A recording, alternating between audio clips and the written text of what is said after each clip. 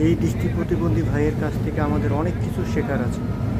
উনি কিন্তু দৃষ্টি প্রতিবন্ধী, কিন্তু তারপরও উনি নিজে টাকা ইনকাম করে খেতে ভালোবাসে। কারো কাছে হাত পেতে তার জীবিকা নির্বাহ করে না, সে ব্যবসা করে খাচ্ছে।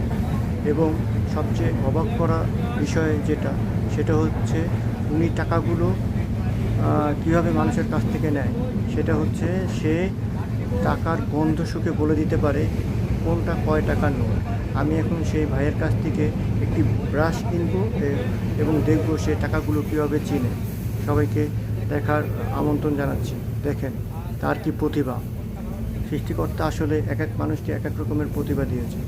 আমি তাকে এখন এই ব্রাশটি নিয়ে দুইটা নোট দিব, একটা 50 টাকার নোট এবং একটি 10 টাকার নোট, এবং দেখব সে কীভাবে টাকাগুলো চিনে। এবং আপনারাও দেখেন, হ্যাঁ, আসলে এরকম প্রতিভা কতজন মানুষেরই বা থাকে।